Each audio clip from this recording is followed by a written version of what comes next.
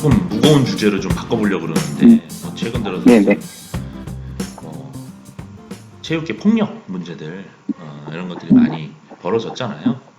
뭐 사실은 이전부터도 계속 있어왔던 일들인데 이제 요즘 좀 크게 불거진 사회적으로 이슈가 되면서 좀 크게 불거진 측면이 좀 있는데 저는 이게 이제 그 뭐 어떤 우리 사회 전체의 어떤 행복한 삶을 영위하기 위한 어떤 당위로서도 필요하지만 저는 이런 행동 자체가 그냥 퍼포먼스 측면에서도 별로 그렇게 도움은 안 된다라고 저는 보거든요. 물론 이제 뭐 단기간에는 어떤 폭력이라든가 어떤 일방적인 방식이 뭐 짧게 이번 대회 아니면은 바로 지금의 훈련 이때는 어떤 정신력을 어떤 각성시켜 가지고 어떤 퍼포먼스를 향상시키는 데 도움은 될 수는 있겠지만 장기적인 측면으로 보면 이런 것들이 오히려 선수들의 그 잠재력을 갉아먹고 어떤 무의식의 어떤 불안, 두려움 뭐 이런 것들을 좀 차곡차곡 세팅해서 정말 그 탑 클래스 수준에서 경쟁을 할 때 이런 것들이 어떻게 보면 더 장애가 된다라고 생각을 하는 편이에요.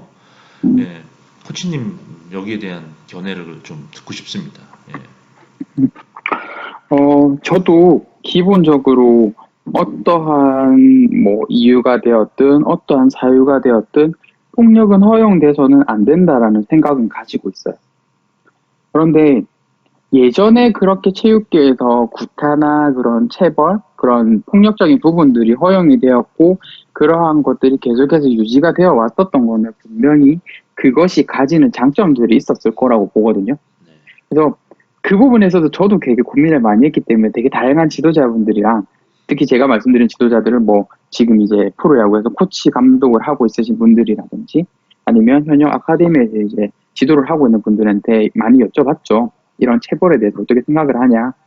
그러니까 필요하다라고 하시는 분도 있고 이제는 바뀌어야 되지 않겠냐라고 하시는 분들도 있는데 그걸 떠나서 그러면 폭력을 만약에 행사했을 때 체벌이나 이런 걸 행사했을 때 과연 그것들을 우리는 왜 해왔고 지금도 그거를 하는 걸까에 대해서 얘기를 해보니까 저는 제 나름대로 결론을 내린 건 한 가지였어요. 맞으면 안 맞기 위해서라도 열심히 하고 안 맞기 위해서라도 집중을 한다라는 거예요. 저는 체벌 그리고 폭력에 이게 좋다라는 게 아니라 그거의 유효성이 뭔가에 하나에 내가 집중해야 되는 행위에 집중을 할 수 있게 만들었다라는 걸로 보고 있거든요. 그리고 제가 하는 멘탈 트레이닝에서도 내가 해야 되는 것들에 온전히 집중을 할 수 있느냐 아니냐의 싸움인 거고요. 그래서 이제는 체벌과 폭력 말고 정말 그 선수가 집중을 해야 되는 것들에 어떻게 하면 집중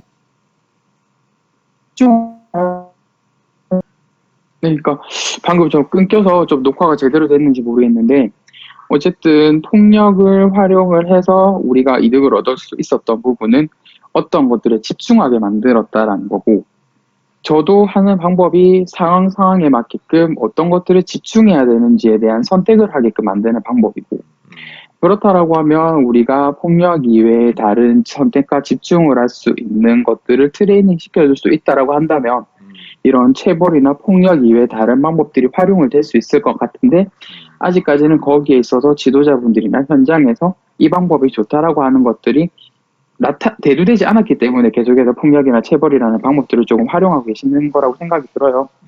저는 그러니까 그래서 저는 지금 제가 열심히 하려고 하는 게 멘탈 트레이닝이 충분히 그 집중을 하게끔 만드는 데 하나의 대안이 될 수 있을 거라고 보고 있고 그러한 방법들을 조금 많은 분들에게 얘기를 하고 다니려고 하고 있고 선수들이랑도 그런 것들을 트레이닝을 하고 있는 단계고요. 여기서 한 가지 팁만 드리자고 하면 집중을 해야 되잖아요. 근데 대부분의 친구들이 집중을 해야 되는 것들에 대한 리스트가 명확하지 않아요. 그렇기 때문에 집중을 하지를 못하는 거거든요. 그래서 그냥 이 영상을 보고 한번 생각이 들었을 때 내가 타격을 할 때는 어떠한 포인트에 집중을 하면 조금 더 좋은 성적을 거둘 수 있지? 라고 하는 것들을 한 번이라도 적어봤으면 좋겠어요. 그게 이제 그 기준점이 되는 거겠죠. 내가 집중을 해야 되는 거. 그리고 이제 거기에서 내가 해봤더니 이 부분은 필요해, 이 부분은 필요 없어. 취사 선택을 해서 나만의 그러한 스타일을 만들어 가게 될 것이고 그 스타일이 확립이 되면은 그게 자연스럽게 나만의 루틴이 되는 거겠죠. 네. 거기서 또 조금 더 연결지어서 좀 이야기해 볼 수 있는 게 이제 좀 집중이라는 것도 하루 24시간 경기 3시간 하면 다 할 수 있는 건 아니고, 예, 방금 말씀하신 것처럼 내가 정말 집중해야 될 포인트, 이걸 분명하게 알고 그 순간에 온전히 집중할 수 있는 자기만의 루틴 이걸 가지고, 그래서 이제 집중과 이완을 이렇게 좀 번갈아 가면서 왔다 갔다 할 수 있는 그런 일단 훈련들을 좀 해야 할 텐데, 코치님이 보시기에 야구 경기에서 선수가 집중해야 될 지점, 그리고 이완해야 될 지점, 뭐 시간이라면 시간, 아니면 장소라면 장소, 이런 것들을 좀 나눠주신다면, 예, 이것도 약간의 개인차는 있겠지만, 예, 일단 뭐 골프나 이런 개인 종목과는 다르게 야구는 되게 다양한 포지션이 있잖아요. 뭐 투수만 치더라도 뭐 선발 투수가 있고 릴리프가 있고 마무리 투수가 있는 거고, 타자 같은 경우도 뭐 1번 타자가 있고 9번 타자까지가 있고 되게 다양한 상황이기 때문에 본인이 처해 있는 상황에 맞춰서 집중을 해야 되는 타이밍과 그리고 힘을 빼야 되는 타이밍이 있을 거라고 생각을 하지만, 가장 중요한 포인트는 그 부분인 것 같아요. 타자 같은 경우는 타석에 들어갔을 때, 그리고 투수 같은 경우는 마운드에서 공을 던지기 직전, 그 타이밍에 가장 집중을 해야 되고, 공을 던지고 나서 이제 모든 플레이가 종료가 되고 타임이 되었을 때는 투수 같은 경우 힘을 좀 뺄 수 있겠죠. 그 타자 같은 경우에는 조금 힘을 그 상황에서 뺄 수는 있지만, 단지 하나 그 상황에 작전이 나올 수 있기 때문에 작전을 보는 거는 좀 습관을 들여놓으면 좋지 않을까, 네, 그런 생각이 듭니다. 네. 그러니까 제가 이 질문을 드렸던 거는 좀 우리 선수들에게 뭐 경기장 안에서든 덕아웃에서든 경기 끝나고 아니 그 공격 마치고 덕아웃에서든 좀 이렇게 어릴 때부터 좀 지나치게 과도한 집중을 요구를 해서 정작 집중이 필요한 시점에서 탁 그 자신의 어떤 주의 에너지를 좀 탁 쏟아가지고 그걸 또 활용하고, 나머지 시간들은 좀 릴렉스하게 어, 있는 어떤 그런 요령 노하우들을 좀 잘 못 배우는 것 같아가지고, 그런 좀 아쉬움이 있어서, 예. 요거와 관련돼서는 좀 이렇게 감독 코치님들이 좀 적절하게 좀 그 훈련이나 경기 환경을 어떻게 좀 이렇게 만들어 놓으면 선수들이 이렇게 스스로 집중하고 좀 느슨해지고, 또 필요할 땐 또 집중하고 느슨해지고 하는 자발적인 훈련들이 좀 가능할까요? 음, 저는 이게 예전부터 얘기가 나오는 게, 강팀 같은 경우는 되게 유해 보이지만 집중을 해야 되는 타이밍에는 되게 집중을 하는 엄격한 규율 같은 게 있다라고 하는 얘기들을 되게 많이 하시거든요. 근데 그 규율은 다른 게 아니라 감독님, 코치님, 그리고 선수들이 정한 약속일 거예요.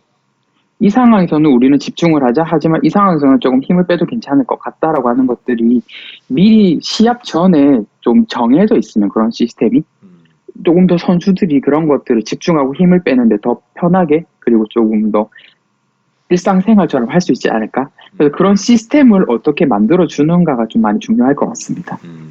네. 그런 네. 것들도 좀 감독 코치님들이 좀 고민을 해봐야 될 지점이겠네.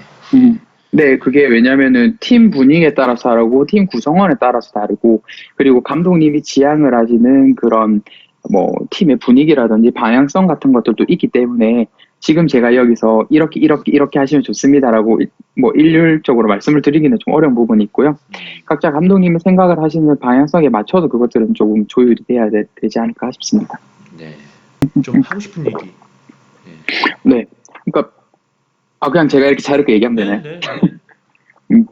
그러니까 대부분 저도 처음에 이 이제 멘탈 트레이너라는 직업으로 활동을 시작할 때 느꼈던 건 뭐였냐면, 아이들에게 되게 초점이 많이 맞춰져 있었어요. 선수들이 어떻게 하면 더 집중을 할 수 있고 어떻게 하면 조금 더 편하게 할 수 있을까라는 생각을 했는데, 아까 좀 초반에도 말씀드렸지만 가장 영향력을 크게 미칠 수 있는 분들이 부모님이고 그리고 지도자분들이세요. 아무리 친구들이 변화가 일어난다 하더라도 그분들 앞에서는 어쩔 수 없이 조금 작아지거나 위축되는 그런 모습들이 보이거든요. 근데 그거는 지도자나 부모님들이 뭔가 이때까지 해오셨던 게 잘못됐다라고 말씀을 드리는 건 아니에요. 최선을 다해서 그 아이 그리고 그 선수를 위해서 노력들을 하셨을 텐데, 저는 아이와 그런 선수들을 보기 전에 부모님이 본인부터, 지도자분들이 본인부터 조금 챙겼으면 좋겠어요. 이게 제가 오늘 아침에 비가 오는데 제가 우산을 2개 들고 가고 있었거든요. 근데 옆에 비를 피하고 계시는데 우산이 없어서 되게 곤란해하는 분이 계시는 거예요. 그래서 제가 그냥 우산을 하나 드렸죠. 왜냐면 저는 우산이 두 개가 있으니까. 하나가 있으니까 하나만 쓰면 되고 하나는 여유분이니까 드릴 수 있었는데 부모님이나 지도자분들한테 필요한 게 이런 것 같아요. 내가 먼저 채워져 있고 내가 여유가 있지 않으면 누군가에게 무언가를 나눠줄 수가 없어요. 그래서 아이들도 정말 중요하고 선수들이 잘 되는 것도 중요하지만 그 이전에 그 친구에게 좋은 것들을 흘려보낼 수 있도록 본인 것들을 먼저 조금 챙기는 거, 내가 좋아하는 것들이 무엇인지에 대해서도 진지하게 고민을 해보시고 좋아하는 활동들도 좀 하시고 그렇게 나를 먼저 채우시고 그 이후에 아이들이었으면 좋겠어요. 저는 이 영상을 보시는 부모님이나 지도자분들에게 꼭 그 말씀을 드리고 싶어요. 정말 중요한 말씀이시다. 예. 자기 돌봄, 자기를 먼저 돌보는 게 중요하다는 거죠. 예. 네네. 자기 삶의 어떤 안정감, 어떤 평온함, 뭐 이런 것들이 충족이 안 됐는데 그거를 다른 누군가를 통해 가지고 충족한다는 게 그게 설령 자식이거나 자기 제자, 아끼는 제자더라도 그게 만만치 않은 거죠. 예. 네. 예. 그거를 흘려보내기가 되게 힘들어요. 본인이 여유가 없으면. 근데 아이들은 그 모습을 보고 자라기 때문에 본인도 그렇게 되고 싶지 않지만 그렇게 돼버릴 수 없는 환경들도 있고요. 어떻게 챙겨요, 근데? 그렇게 본인을 챙기는 방법이요. 이거도 제가 이제 저랑 하면 한 두 번째 정도 활동을 할 때 이런 내용들을 하는데요. 기본적으로 본인이 무엇을 좋아하고 무엇을 싫어하는지에 대한 구분을 잘 안 해놓으세요. 그래서 뭔가 제가 지금 말씀드린 게 본인을 챙겨야 된다라고 하는 게 뭔가 거대하고 대단한 걸 해야 된다라는 게 아니라 뭐 예를 들면은 나 기분 나쁠 때 그냥 달달한 커피 한잔 하는 거 되게 좋아하는데 아니 뭐 나 기분 나쁠 때 뭐 어디 가는 걸 되게 좋아하는데 아니면은 뭐 이런 음식을 먹는 걸 되게 좋아하는데 이렇게 일상생활에서 내 기분을 좋아지게끔 만들 수 있는 그런 활동이나 그런 것들을 많이 좀 챙겨 놓으면 내가 스트레스를 받았을 때 그거를 하면서 조금 푸실 수가 있죠. 네. 근데 대부분 그런 것들을 조금 잘 안 챙겨 놓으시고 그냥 어떻게 할지에 대해서 좀 평소에 생각을 안 해놓으시다 보니까 그냥 그 상황에서는 그러한 것들을 하려고 하기보다 감정에 휩쓸리게 되시는 경우들이 되게 많죠. 그렇죠. 그게 네. 자칫 잘못하면 그게 뭐 지도자분들도 그렇고 부모님들도 그렇고 내가 나를 이렇게 희생하면서 이렇게 맞아요.